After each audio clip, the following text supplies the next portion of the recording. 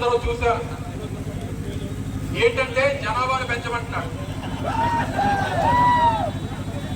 జనాభా పెంచండి, అదే పని మీద ఉండండి అని చెప్తున్నాడు. ఏంటి అని అడిగాం. అంటే మీ ఇంట్లో ఇద్దరు బిడ్డలుంటే మూడో బిడ్డని కనండి 30,000 అన్నాడు. నలుగురిని కంటే 40,000 అన్నాడు. నేను అనుకున్నాను ఇదేదో బాగుంది కదా అని. నేనేమనుకున్నానంటే మూడో బిడ్డ పుడితే నెలకి 30,000 ఇస్తానేమో అనుకున్నా. నాలుగో బిడ్డ పుడితే నెలకి 45,000 చెప్పి ఇస్తాడు అనుకున్నా.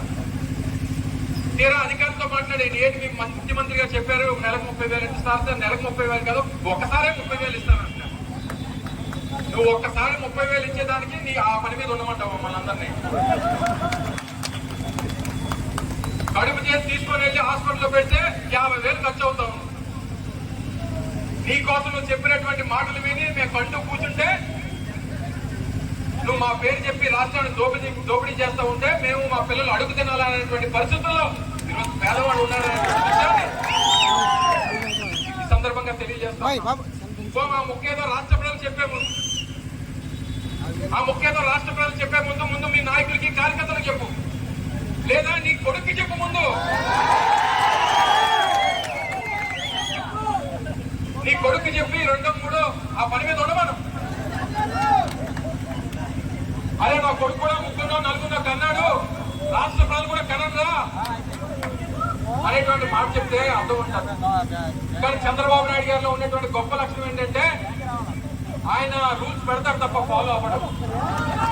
ఆయన పెట్టినటువంటి రూల్స్ ప్రజలు పాటించాలి తప్ప ఆయన పాటించడు. ఆయన కూడా భయం ఉంది. ఆయన ఎంత జాగ్రత్త పడుతుంటే 81 ఆయన పెళ్లి అయితే 82లో ఈ మొద్దు పుడితే ఆయనకి అప్పటికీ తెలుసు మళ్ళీ రెండో కాన్స్కి వెళ్తే ఎక్కడ ఆడపిల్ల పుడుతుందో, మళ్ళీ వచ్చేటువంటి అల్లుడు నాలా ఎక్కడ వెన్నుపోటు పొడుస్తారంటో రెండో వాళ్ళ కొడుకు కూడా అని చెప్పాడు. అదే దేవుడి దగ్గర కొడుకు పుట్టాడు, మళ్ళీ పొరపాటున ఇంకొక దానికి వెళ్ళామనుకో, మళ్ళీ ఆడబిడ్డ పుట్టిందనుకో, ఆ వచ్చినటువంటి పాపం నా తండ్రి చేసినటువంటి పాపం నీకెక్కడ చుట్టుకుంటారో నువ్వు కాకు, మళ్ళీ ఏ ఆడపిల్ల వచ్చావు మళ్ళీ నీ అల్లుడు వస్తే నీకు వెనుపోటు పొడుస్తాడు. ఇన్ని వెనుపోటు చరిత్ర పెట్టుకొని మమ్మల్ని గొడ్డల పార్టీ అంటాం. మంది గొడ్డలట, ఆయన నాగలట. ఏ ఒక్క రోజున రైతుల గురించి ఆలోచించినటువంటి దాఖలాలు ఎప్పుడైనా ఉన్నాయా? మన 5 సంవత్సరాల్లో ఎప్పుడైనా యూరియా కోసం లైన్లు పట్టి రైతులు నిలబడినటువంటి సందర్భాలు మన 5 ఏళ్లలో ఉన్నాయా? మరి 2 సంవత్సరాల నుంచి యూరియా కోసం రోడ్ల మీద బారులు తీరేటువంటి పరిస్థితి ఈ రోజు రాష్ట్రంలో రైతాంగం నాగల పార్టీగా. ప్రజలు నవ్వుకుంటా ఉన్నారు, రైతులు బాధపడతా ఉన్నారు. రైతుల కన్నీరులో రేపు వచ్చే ఎన్నికల్లో కొట్టుకుపోవడం ఖాయం చంద్రబాబు నాయుడు.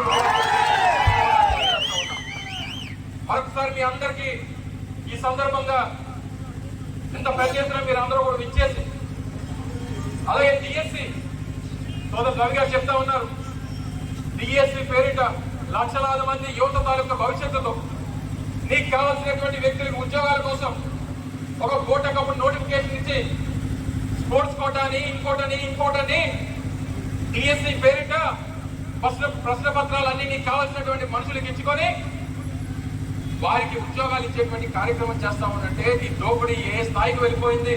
ఒక్కొక్క ఉద్యోగానికి 15 లక్షల రూపాయలు నువ్వు వసూలు చేస్తావనంటే ఈ పాపం ఊరికే పోదు చంద్రబాబు నాయుడు గారు అనేటువంటి విషయాన్ని తెలియజేస్తా ఉన్నాం. ఇక్కడ ఉన్నటువంటి మంత్రులు కొంతమంది మాట్లాడుతూ ఉన్నారు. మనకు ఒక మేకప్ మంత్రి ఉంది, మీ అందరు ఎవ్వరికి చెప్పాల్సిందే. సరిగ్గా ఇటువంటి ఎండలో తీసుకెళ్తే కేజీ బయటపడుతుంది. కేజీ పుట్టి పెట్టవచ్చు, మనం వాళ్ళ పుట్టి పెట్టుకోవచ్చు. ఆవిడ మాట్లాడుతుంది. మొన్న ఏమంటుంది, పూర్వం మేము చదువుకున్న రోజుల్లో మేము ఉద్యోగాల కోసం ఎదురు చూసేవాళ్ళం, ఇప్పుడు ఉద్యోగాలు మన కోసం ఎదురు చూస్తున్నట్టు. ఏం ఉద్యోగం అమ్మా?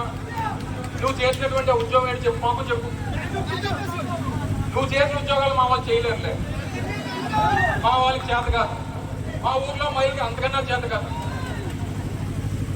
నువ్వు వచ్చి మాటలు మాట్లాడతావు. ఒక్కసారి పదవి వస్తే నేను వదిలేసినటువంటి బుల్లెట్ ప్రూఫ్ కారు వదిలి తిరుగుతున్నావు నువ్వు. నేను బుల్లెట్ ప్రూఫ్ కారు నువ్వు వాడుతూ నా గురించి మాట్లాడుతున్నా. నీకు సిగ్గు తెరవ ఏమైనా ఉందా అని అడుగుతావు, ఇంకా అర్హత ఉందా అని అడుగుతా ఉన్నా. ఏదో పదవి వచ్చేసరికి నలుగురు గన్మెన్లు వెనక్కి తిరిగేసరికి మాకు గన్మెన్లతో పని లేదు, నన్ను కంటికి రెప్పలా కాపాడుకునేటువంటి వేలాది మంది నీకు పదవి పోతే నలుగురు కూడా వెనక్కి వచ్చేటువంటి పరిస్థితి నీకు ఉండదు. నాకు పదవి ఉన్నా పదవి లేకపోయినా వేలాది మంది కార్యకర్తలు నా వెంట తిరిగేటువంటి చేజిక్కించుకున్నాను. దయచేసి అటువంటి వ్యక్తులతో మాటలు పెద్దగా పట్టించుకోకండి. ఎండకు వస్తుంటారు, వర్షానికి పోతుంటారు, గాలికి వస్తుంటారు, గాలికి పోతుంటారు. ఈ రోజు పెద్ద పెద్ద మాటలు మాట్లాడుతూ ఉంటారు. తప్పకుండా రేపు మళ్ళీ వైఎస్ఆర్ కాంగ్రెస్ పార్టీని అధికారంలోకి తీసుకొచ్చేటువంటి బాధ్యత మీరందరూ తీసుకోండి. గతంలో కొన్ని ఇబ్బందులు పడ్డారు, ఈసారి అసలైనటువంటి అధికారం ఏంటో పార్టీ నాయకత్వం జగన్మోహన్ రెడ్డి గారి దగ్గర నుంచి నా వరకు మీ అందరికి అసలైనటువంటి అధికారం అంటే ఏంటో చూపిస్తారన్నటువంటి విషయాన్ని మరొకసారి మీ అందరికీ తెలియజేసుకుంటూ, ఇంత మట్టు టెంట్లో కూడా మీరందరూ కూడా ఇంత పెద్ద ఎత్తున ఇచ్చేసి విజయవంతం చేసినటువంటి ప్రతి ఒక్కరికి కూడా